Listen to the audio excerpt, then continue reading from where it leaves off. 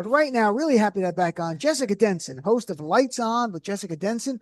She's been leading protests in D.C. all over the place. She'll be part of the No Kings rally in L.A. And Jessica, welcome back. Congratulations on the growth of your YouTube channel. It's exploding.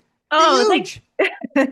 Well, thanks so much. One of these days I actually have to get on audio, not just YouTube, but yeah, we're doing really well on YouTube. I think it's because people really recognize that it is a movement. That's why I do the show, for action and to motivate people to action. So thanks, Dean. I appreciate that. Sure. And that's great. And it's working. You know, I do the opposite. I want people to stay home and do nothing. I'm like, don't No, go. you do the Yeah, I'm same. kidding. I'm I'm listening to kidding. your intro. I'm like, No, we no. are like what same, totally same page. A lot of stuff going. So look, Yeah. you live in LA. That's where you're based, I should say. And CNN and Fox News, like LA's burning down. I can't believe you're even able to talk on the phone. Aren't they storming your apartment, like in your building and everything like that? What is really going on in LA? Yeah, so I would say 99.9% of LA, which, as you know, Dean, is a sprawl. LA is a Right. sprawl. It feels completely normal. I was in downtown the other night from the vantage point of a friend's high rise. It was not a great scene, but I will tell you, the people, the agitators out there are not the protesters. There are just the typical people who come out and try to take advantage of a situation like this and cause trouble. They're not the movement that we have had in the streets. I mean, I have been leading protests. I have been attending other people's protests. They have been 100% peaceful, no counter protesters, complete lack of conflict. So obviously, I think everybody should go watch Jimmy Kimmel's episode from last night because it gives you a very accurate Eh, description of the way LA really feels. The city is not on fire. They are just using these hot clips of like a car on fire here or there. And then, I did witness some, just troublemakers. Basically, you see Sure. a group of kids running down the street, doing wheelies in the middle of an intersection and like shooting a gun in the sky. Those are not protesters. Those are people that are just Right. coming out trying to take advantage of this situation. And of course, we know that Trump is looking for a predicate to justify sending literally the military in against our own citizens. Yep, the U.S. Marines. You know what's interesting, as an aside, because we've talked about this before, though. I'll get to it in a weird way, but there's all these protests this Saturday. There's been countless rallies you've been doing. There's been protests all over the country in opposition to Trump. Yet somehow Trump won all 7 battleground states, and I don't see pro-Trump protests anywhere. Which we've talked about this before. This makes me even more suspicious. Again, I have no hard evidence, but it makes me ask questions. If he really won and got this mandate and won every battleground state, why are there not people pro-Trump in the streets of America defending his honor, their beloved Trump? Yeah, Dean. We will be vindicated in history as one of the few people in the media, not to mention the entire Democratic establishment, who had the courage to question whether this guy who couldn't fill a high school auditorium swept 7 swing states on election night. It didn't happen. I will tell you, it did not happen. I am 100% convinced of that at this point. And this week, I think just this week, we've had new reports out, and I haven't even gotten to get them out on Lights On yet because I've been so swamped with the impeachment and the rallies. But there have been new reports out about manipulation of voting machines. You and I both had the computer science experts, the election security experts. These were not, conspiracy theorists on our show saying, listen, these machines were never secured after 2020. And there's new reports out that there is in fact evidence that they were not. There's a lawsuit, you've probably heard about it, in Rockland County, New York. This is led by a group called Smart Elections, where there are literally zero votes for Kamala Harris in a precinct that is a blue district where the Democrat down ballot Wow. candidate won. And this is one of the first major lawsuits. I mean, you wouldn't think that they would be after New York, but this is one indication of how a precinct can be manipulated. And it just obviously, we know it didn't happen, that Kamala Harris came away with 0 votes in a blue district. It's unthinkable just to zoom out, to think that we're living through this attempted authoritarian takeover of our country from a man who most likely did not win. It is unthinkable, unthinkable. It's, we're not going to relitigate because we've talked about it, Yeah. but the idea to me that there was no one in the Democratic Party who in just a normal measured tone said, we just need some recounts and audits to make Yes. sure our base, because polling showed a little over half of Democrats had real questions about it. And it's completely fair to wonder if Trump cheated because the guy was convicted of 34 felonies for cheating in the 2016 election. The man attempted a coup after the 2020 election and incited a terrorist attack to stay in power despite losing after the 2020 election. So you're not conspiratorial by asking or there are improprieties. There is something wrong with you if you didn't ask. I don't have any evidence. I'm not. We've never said there's suitcases full of ballots, that kind of stuff.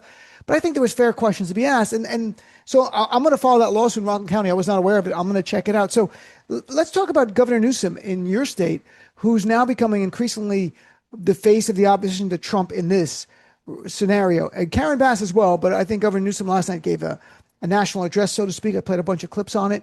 You're there in California. What's your reaction to what Governor Newsom's been doing and saying? I think it's good. It's good. One other thing that I have seen mentioned that he has not done, to my knowledge yet, unless tell me if I'm wrong on this, is he needs to mobilize the National Guard for the state, to reserve the National Guard, take them away from Donald Trump. As we know, the courts, we're happy when the courts do the right thing. Tomorrow's court. Yeah, the court did not initially grant him a win in his challenge to Donald Trump's employing of the National Guard. So that is something I would like to see him do. I would like to see. I know a lot of it is, some people think that a lot of this is performative. I think part of it is performative, but absolutely, I am so glad to see him and Mayor Bass pushing back. I just hope that they do literally everything they possibly can do, up to and including if from the governor's perspective, using his powers with the National Guard to take that force from Donald Trump. Yeah, this, to me, performative, it may or may not be, but Donald Trump's the king of performative, Yeah, right? So having Democrats do anything performative is fine because it gets press, right? We have Democrats who still, they get the authoritarianism of Donald Trump, but they don't really fear it. And deep down, they don't think it can happen here. I get that sense when I talk to them, like even elected officials. What I like about Governor Newsom, he's been very blunt in calling this an assault on democracy in his speech last night. I played a bunch of the clips earlier, that Trump wants to be a dictator, that Trump wants a civil war. Yes. And look, Governor Newsom there's about 20,000 other National Guard troops in California. You have the biggest National Guard in the country, 24,000.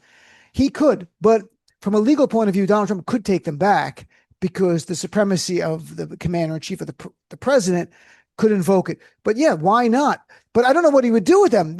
Karen Bass, I played a clip earlier. She goes, they're sitting around the courthouse. We have nothing. There's nothing for them to do. No, there's not. So I'm not sure what they would do. I'm not sure what I would love to see a Democratic AG investigate if any crimes have been committed by ICE agents in their state, that if they took someone without proper basis, that they wrongly, was in bad faith, whatever, and charge some of them with crimes. If state crimes, they can't charge with federal crimes if there are crimes. But I want something.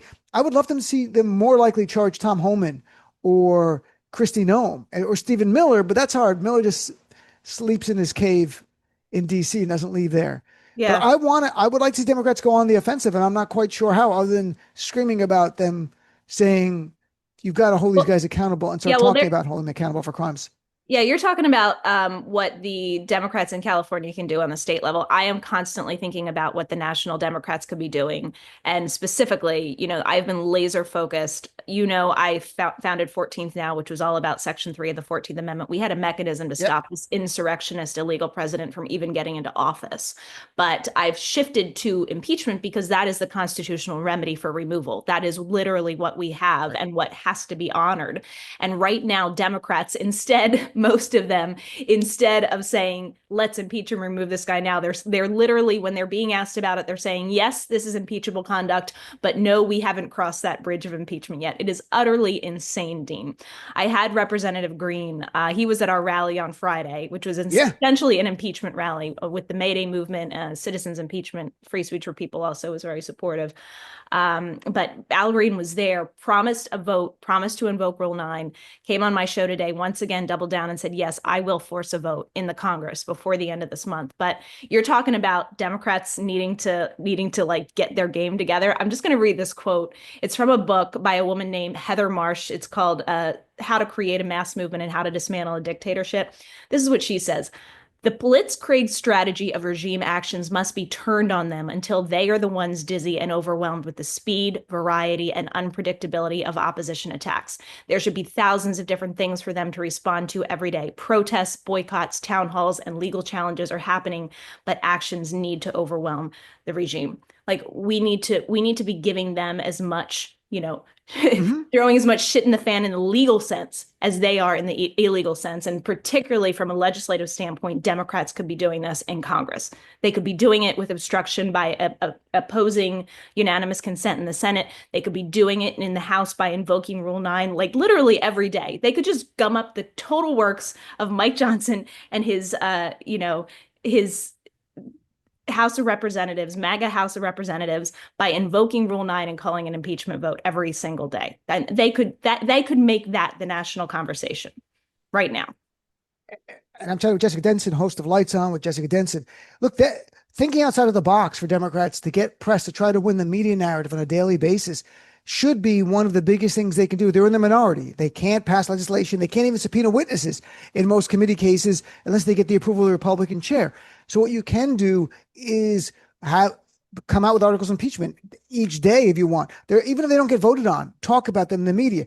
Yesterday, we talked about on the show the blue states and the governors examining the idea of withholding federal tax dollars from this regime. We should strangle it. And, Gavin Newsom on Friday, apart from all this immigration stuff, raised it when Trump said they were going to freeze the funding towards California. And finally, you've got some Democrats saying it, something I've been talking about it for a while now. Use everything and let them go to court. And, just announce that Yep. you and your AG are going to investigate. Are there illegal means to keep our tax dollars, and for residents to send their federal tax obligations to the state to a trust fund that we hold and that we will pay it on their behalf to insulate us from criminal liability? And you wonder if that could work or not, but at least start exploring it. Democrats, they're using the same tactics against a dictator and a fascist like this can work. And I don't even know what to say. Yeah, it's insane. I don't know what to say either, and that's why I've been so shameless on my show and calling them out because they're the ones standing in the breach. Like literally, you talked about a civil war a few minutes ago. Congress right now is standing in the breach between us and a civil war. They have the constitutional means to stop this insanity, this attempted sabotage of our democracy and burning up of our constitution. They have the ability, but do they Right. have the will? I actually also had Bruce Fein on my show earlier today, and one of the things he said is like the only way to get these people to act is to let them know that it's either them or Trump. It's them or Trump. So they have to know that the people are not going to support them. They are not going to Mm-hmm. support them. They are going to lose their seats, those cherished, things that you can't take to your grave, that nice parking spot on Capitol Hill. You're going to lose that. Not to mention your whole soul and historical how history remembers you, unless you come to our defense right now and literally stop a civil war from breaking out in our streets because Donald Trump is forcing it to happen. It's I have a caller, Gloria, calls in a lot, who've said from the beginning, we tell Democrats, you either find common ground with us or Trump. It can't be both. Yeah. So when I see articles where Democrats say, this horrific big billionaires bill, the mega millionaires bill, they call it, it has a few good things. Shut up. There's no good things. Don't tell me it has one good thing in it. It's a horrible bill. It's going to hurt so many millions of Americans. And I don't know why they do that. And if a media person says to them, well, is there anything good in it? I think they feel obligated to say it, or they want to seem bipartisan. They go, well, I'm not against all of it. You've got one vote. It's up or down. You better vote no on this legislation that's going to gut millions of people from Medicaid, the ACA, do a $500 million cut to Medicare. They better vote. There's no defending any Democrat and I don't think anyone's going to vote for it, honestly. But I don't even like that when they're in the media and they talk about, well, there are a few good points in it. No, then strip that out and make it its own bill, but they'll never pass that. They're sucking it all into this ridiculous tax cut for the wealthy. But Yeah, I not to wanted to mention get taking your away the power of the judiciary, which is basically, Hitler playbook, right there baked in too. that's, and that's interesting. We're going to see if the Senate lets that stay in the Let's bill. that And if go. they Yeah. do, then it's really going to be a dangerous place. I want to get your reaction because, we clamor about Donald Trump, and I think the corporate media, when Joe Biden would get a bad poll, they talk about it all day. They'd have panels. They had people talking about it. And, the fine, we hold it up to the light. You can see he's losing even more percentage of young left-handed people who used to vote Democrat in 1978. Like, that's the kind of thing. Trump's polls, one bad poll after the other, 45% approval rating last week. New Quinnipiac poll just came out a short time before we went on air. Trump is down to 38% approval. This is the lowest in the second term. On deportations, 40% approval in this new poll. On 43% on immigration. It's all bad. And the poll was taken June 5th through 9th, so it was over the weekend as people saw it was unfurling. I wonder if they're going to. I've noticed there's been almost no coverage by the media of polls, corporate media of Trump's bad poll numbers, making him seem more popular and more powerful than he is. And I'm lost at it. I have almost entirely given up on mainstream media, not to mention like so-called pro-democracy media in the YouTube space. Like I've given up on almost everyone except for people like you and a few friends like Mark Thompson and other good people that are running independent outlets. I mean it's unthinkable. First of all, the scene washing on a daily basis, Dean. CNN having a normal panel where they just have Democrats and Republicans acting like this is a normal day and we're just debating policy. I mean it's utter insanity. Even I turn on MSNBC these days, and I usually listen to it in my car on SiriusXM, by the way. Rarely actually watch it on TV. Nice plug. Yeah.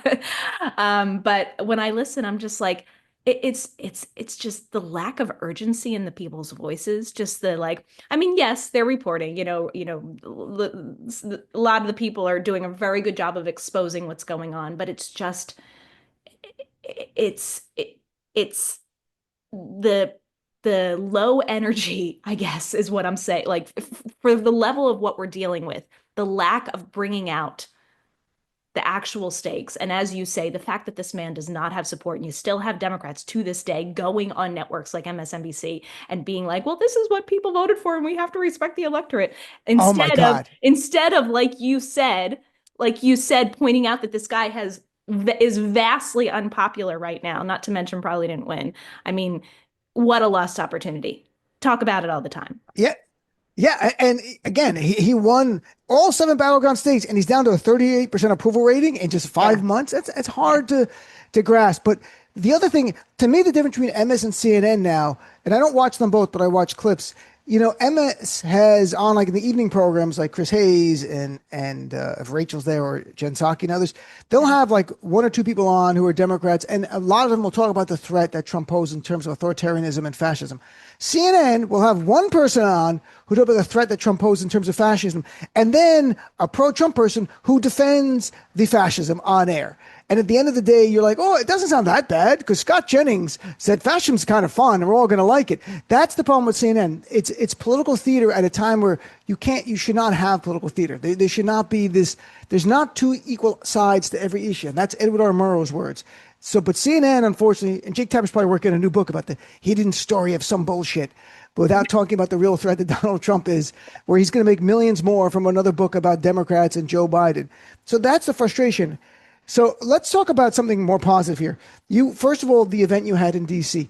I saw some video of it. It looked great. Tell us a little bit more about it. And you mentioned Al Green was there. What else can you share? I just want to tell you, the event that happened on Friday was incredible, and we literally did not know it was happening like that until maybe 24 hours before, maybe a little bit more than that, maybe 30 hours beforehand. A friend of mine, Cliff Cash, is a comedian. You've probably heard about him. He's out there like crazy. Sure. Him and I connected over 14th now, way back in January. So we're the OG protesters. We were out there in the bitter cold with 12 people trying to stop Trump certification. Cliff and I have stayed in touch. Him and I led the massive Veterans March back in March, which actually was on par, believe it or not, with the D-Day protest that was organized this past Friday by the AFL-CIO. But Cliff wanted to be involved in that weekend and show up in DC. He has these like multiple events where he'll do Fox News protests, Heritage Foundation. So I linked him up with the Mayday people, Mayday Movement USA. They're literally installed on a Capitol Hill right outside Union Station until Trump is impeached, convicted, and removed. That is wow. Yeah, Mayday they are there. Movement? I don't know them. Mayday Movement. They're there 24 24/7. Another great organization that I've been really collaborating and in touch with is Citizens Impeachment, grassroots lobbying effort to get Congress pressure lawmakers to support impeachment. So I linked Cliff and Mayday up. Cliff was going to just go and talk on Friday a little bit and lobby and basically get a huge crowd of people to storm the Capitol the right way, go into their offices and lobby for Right. impeachment before the D-Day rally. And so I'm getting involved. Another friend of mine, Carlos, who runs American Opposition, they've been involved in promoting a lot of the 50-50 protests. Carlos wanted to show up. Carlos said, Jessica, you have to be there too. The next thing you know, I'm on a plane. I'm in DC. We have two congressmen joining us. We have a stage with the Capitol backdrop. We have, several hundred veterans joining us outside there and going into the Capitol. So it was an incredible event. To me, it just like I am not. I started doing this a few months ago, first protest, Right. but I am not an experienced organizer, activist, protester. I am just somebody who sees this dire situation we're in and starts to do things and I'm figuring them out as I go. And that has brought us to literally having, Congressman Green call us out on the floor of the House yesterday, thank us all personally by name, Wow. fly a flag in the Capitol in our honor because he recognizes the value of this movement. I mean, I think direct citizen action translating to pressure on lawmakers. By the way, a sneak peek of something I haven't officially launched yet. I'm starting a removal coalition to highlight the activists and organizations who are directly committed in their activism to demanding impeachment and removal by any and all constitutional means. I think it's a really lost opportunity when these protests do not have an explicit demand. So, it happens. Interesting. And it happens, and it's what makes things happen. Like we have the power to do that, and it's literally when we just say, Mhm. yes, I can do something, and I'll figure it out. Let's do it. It sounds great. And being from Jersey, I would just say removal by any means, but you can't, we'll have to say constitutional. I Legal, know. being a lawyer, I have to say legal means Peaceful. We're the, peaceful people. so when Representative Al Green, you mentioned Al Green, and when he got thrown out of the State of the Union, and no other Democrats went with him in unity, to me was such a sad state of affairs for our party. Like that Yeah. was, I'm like, why would you not go with one of the senior members being thrown out for, standing up and speaking to literally speaking truth to power, Yeah. literally truth to a serial liar, convicted felon who should be in a prison cell right now. So let's talk about Saturday. You're going to be involved with the No Kings event in downtown LA. Is it close to where the courthouse is, or LA? I know downtown's kind of Yeah. big. It's like So right at the where's it going to park be, and and what can you tell us about it? it's at Grand Molina Park, which is right in front of City Hall. We are expecting a lot of people, Dean. As you can imagine, I think LA is going to Sure. be the center of attention on Saturday. And so I'm partnering with 5051 SoCal. We have probably a slate of maybe 5 or 6 speakers. We're going to have a march that starts, or I'm sorry, we're going to have a rally that starts at 9:30 a.m. It's going to be streaming on the Jessica Denson YouTube channel on Lights On. So we're going to have that rally begin 9:30 a.m. I think it's going to go for maybe 45 minutes to an hour, and then we're going to march just kind of around the blocks in downtown LA, Hmm. close to City Hall. So really, really important event. They build it as it is, of course, one of the No Kings events. They build it as Flag Day because it technically is Flag Day, and I love that Right. because this is so vital right now that we embrace and reclaim the symbols of American patriotism for the people who are actually standing up for what this country stands for and the Constitution and the rule of law. So if you're coming to Los Angeles, please bring flags, American flags. Have them all over the place. Like I said earlier in my interview with Green, there's safety in numbers. There is power in numbers. There will absolutely be, I do this at my protests, and I know they're doing it too. De-escalation kind of mini training for the crowd as to if any Oh, agitators are there, just a word of caution on how to make sure that if somebody tries to create conflict, you can de-escalate. But I will tell you, in what are we in June, 6 months that I've been protesting on the streets, I have yet to see a conflict break out. And I think this is a beautiful, beautiful opportunity to be fearless, to show up in numbers that are so, so massive that our message and our unity and who we really are as Americans cannot be questioned. And by the way, whether you're coming to join me in LA or wherever you are, bring a sign that says remove Trump. bring a sign that says impeach, convict, imprison. Be clear about your demands, and that will force the media to pick up that message as the takeaway. I hope so. Another sign's like deport Trump. I like that one. Yeah. I would like to deport him to El Salvador or wherever you want. If people want to find out more about your show, Lights On with Jessica Denson, where can they go? I saw you're almost up to 200,000 subscribers. This is great stuff. When I first met you, you were at like maybe 70 or 80,000. Like it really has taken off objectively. So I'm really happy for you. Oh, Where can thank people you. go to sign up and subscribe? You can go just search Jessica Denson on YouTube or go to thejessicadenson.com. All my links are there, thejessicadenson.com. And like I mentioned at the top, I'm finally getting myself on audio after like 7 months after leaving Midas Such. So that'll happen soon. But for now, we've got a great community on YouTube. Come find us there. And again, if you're in LA area, I'm sure there are a lot of protests in LA that are the No Kings protests. But Jessica's is 9:30 a.m. LA time This is the downtown. big And one. where's it near? Grand Oh, Molino. that's the big one. This is the big one. This is in front of City Hall. This is the LA protest. This is the one. So, yeah, All right, great. come I to wish you the downtown. best with it. I'll check out online, and I wish you the best with that. And I look forward to chatting with you in the future. Keep up the great work, my friend. Thanks so much, Dean. So good to be with you.